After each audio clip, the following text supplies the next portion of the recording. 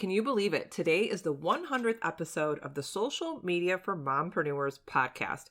For a while, I wasn't sure what I would talk about for this amazing milestone, but then I thought, how about the 4 biggest business lessons I've learned over the last 4 years or so and the mistakes I've made? Trust me, there's plenty of them. And to celebrate the 100th episode, I'm offering a pretty big discount on the Social Brand Accelerator program. This program is an online self-paced Instagram course walking you through a 3-part brand blueprint to help you leverage, grow, and profit from Instagram. It also has bonus trainings including how to find and use the right hashtags, how to simplify Instagram Reels, and how to save an immense amount of time on content creation. The link is in the show notes, and at checkout, use the code SAVE50. Again, that's SAVE50. Now, let's get to the juicy lessons. Hey there, Mom Boss. Welcome to the Social Media for Mompreneurs podcast, where we dive into Instagram, personal branding, marketing hacks, and content creation strategies, all while balancing family life. And don't forget, we do it the fun and easy way. I'm Allison Scholes, once a corporate marketing coordinator, a teacher, and now podcaster and coach. And yes, I'm that boss lady in sweatpants. Go ahead and hand out the kids' tablets, open those juice boxes, grab your coffee or wine, and hide in your closet. Let's get this party started.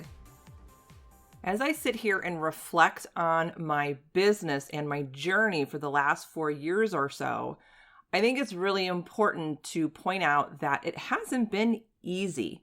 Being a multi-passionate solopreneur and juggling the kids, home life, cleaning the house, you know how it is. It's not an easy process. And I think there's a lot of women out there who kind of want to give up and throw in the towel because, in my opinion, when we are scrolling Instagram, when we are scrolling Facebook, unfortunately, we only see the good highlights of their journey or, the wonderful things that are happening to women entrepreneurs, the successes. I think it's really important to point out that to get to those successes or milestones, there's a lot of ups and downs. Growing a business is not a straight line. It is a roller coaster, up and down, jig-jag here. It's crazy. So I want to tell you how I started my journey, and I started backwards. I thought to have a successful business, I had to have all my ducks in a row. I had to have the gorgeous website, and I had to have the email list and have a course from day one. So let me share you the 4 biggest business lessons that I've learned. And probably the number 1 lesson that I've learned is the order of business, because like I said, I started backwards. I started with a website. I started with a course. And to be honest with you, did I really know what I was doing when I built that course? No. And did I understand my brand when I made my website? No. That's why I've made so many changes, so many pivots over the last 4 years. But now I feel that I can share my lessons or mistakes with you, so it's a lot easier for you to build your business and enjoy your journey. So let's talk about the order of business. Hands down first, what you need, and it's not a website and it's not even an email list. You need brand clarity. Understand who you are and your ideal person. What's your purpose and what do you provide? You need to have complete clarity over this before you can even take the next steps to building your brand and your business. The second step is to set goals and map out your action steps. Where do you see yourself in a year? Where do you see yourself in 2 years? You have to set those goals and you have to map out how you're going to implement, strategies and take actions to reach those goals. Now, once you've set those goals, number 3, you need to time block the non-negotiable business actions. What are those non-negotiable things or actions that will help you get to your goals? Finally, I'm saying finally. No, there's a few steps in here. Step number 4, pick your primary social media platform. And the reason I say primary is I think I've made this mistake. You feel that you need to be everywhere, and you feel you need to be everywhere all the time. Pick your primary social media platform where you think your ideal audience is at. And that's where you want to be to build your audience and make connections. And here, you're just going to provide free value over and over. Think about it. I did this wrong. I built a website and I built a course, but I had no audience. So of course, no one's going to come to my website. And do you think I made a sale on that first really bad course? Nope. I made $0 in my first year of business because I did it backwards. I had no brand clarity and I didn't even have an audience. So get the brand clarity, set the goals, time block your non-negotiable business actions, and then get on a social media platform. If it's going to be Instagram, is it going to be YouTube, Facebook, and start building your audience and make connections. You have to have an audience and you have to build that know, like, and trust factor before they even come to you for more. So make sure in the beginning that you are providing free value over and over. Yes, you're going to feel like you're on a hamster wheel of repeating yourself with your value, but that's what you need to do to get noticed and to start building those connections. Once you've done that, then you can create your freebie or your landing page. Now they're going to come off of that platform. They are going to give you their email in exchange for a freebie. They want that immediate win. So now at this point, you're going to start building your email list, and then you need to nurture your list. So whatever that looks like to you, you just need to get into the habit of either you're going to email your list once a week with value, or maybe it's every other week. I would say a minimum of twice a month. Nurture your list. They're going to continue to get to know you now, not only through your social media platform, but then they're going to get to know you through your email list. Then you can work on your website, all right? Work on your website, generate more freebies, have an About Me page, and then you can create the thing you sell, and you can finally begin to monetize. Once you are monetizing from your business and then you're ready to level up, then get into master classes and work with one-on-one coaches. In the beginning, if you don't even have an audience, you don't even have an email list going, I don't want you to worry about that master class or that one-on-one coach. Make sure that you nail down your brand clarity.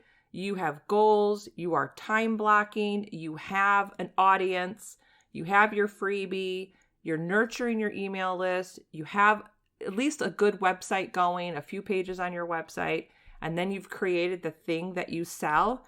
Then you can level up with masterclasses and working with one-on-one coaches. So that's kind of the order of operations. And keep in mind, if you're thinking to yourself, I started backwards, well, guess what? I started backwards as well. So don't be hard on yourself, but just keep in mind the order of business. And if you ever feel like you're spinning your wheels and you're not really sure what you should be doing, go back to that first step. Get some brand clarity. Understand who you are. Understand who your ideal person is. And then what is your purpose and what do you do? What do you provide and why do you do it? Go back to brand clarity anytime you feel stuck or anytime you feel like you're spinning your wheels in your business and you're not getting anywhere. Go back to brand clarity. All right, here's the second lesson that I've learned. Busy doesn't equal business. This kind of goes back to clarity over confusion. We need to make sure that we are prioritizing what's important. And that includes living your life. So here is what I've done to kind of structure my week so I'm not just sitting at my desk pretending or trying to be busy, because if you're at your desk working on things that, not going to help you build your business, you're not going to grow. You're not going to move the needle. So map out the you want to make a list of the things in your business that are a priority. They are non-negotiable. You need to do these each and every week to build your audience, build your brand, and it's going to help you move the needle. So for example, my Mondays are always my social media content creation days. That way later in the week, I can work on other things that are non-negotiable in my business, like interviews and podcast editing for this show. I have a day set just for client work. I have a day set just for email marketing and personal development. So come up with a weekly structure so you don't feel busy all the time. You want to have clarity on your week. And then think about when you are creating your weekly structure, answer these 3 questions. Does it bring you joy? Does it serve or help your audience? And does it make you money? If you can't answer 2 yeses of those 3 questions, put it to the back burner. It's not going to help you right now move the needle in your business. So again, those questions are, does it bring you joy? Does it serve or help your audience? And does it make you money? So if you can't answer 2 yeses out of those 3, it's not a priority. It's not important. Put it in, on a list for down the road, on a rainy day, future project. All right, number 3, doing more isn't better. It kind of goes back to that busy. You need to give yourself grace and a lot of breaks, you guys. You need to learn to trust the process and stay on track. Multi-passionate can be a double-edged sword. And I struggle with this all the time. You're not alone. I am constantly coming up with ideas in my head. I always think of these new freebies or these new trainings or workshops and challenges. I feel like my mind is constantly going, and I have to go back to my brand clarity, and I have to remember doing more isn't always better. Remember to live your life. Go back to why you're doing what you're doing and what is the purpose of your business. All right, number 4, niche is everything. It's okay if you're starting out a little broad in your business to kind of figure out what you're doing, but you want to have a niche in your business. Don't try to attract everybody, because in the end, you're going to attract nobody. So make sure you are niching down. Clarity clears the path to success. Let me say that again. Clarity clears the path to success. And just one final note, don't go it alone. That was my biggest mistake. I thought that I could figure out how to build and run a business all on my own as I was juggling mom life. Find a group of entrepreneurs who are approximately at your same level and work together, collaborate, bounce ideas off of each other. These are your people who become your true friends and cheerleaders. All right, those are my 4 biggest business lessons. I want to hear from you. Let me know if any of these resonated with you. Share it in your Instagram story. Send me a DM. Let me know if you have any more questions on the order of business. I can help you with your own brand clarity. But I'm cheering you on. I know you will be successful. Just remember, you got to trust the process and you have to stay on track. As always, stay sassy, sparkle, and wear sweatpants. Thank you for tuning in today. If you loved today's episode, then please head over to iTunes, social media for mompreneurs, and leave a review. Your review helps grow the show. And don't forget, head to bossladyandsweatpants.com to grab all my freebies and hang out with me on Instagram at Allison Scholes. I'll see you soon.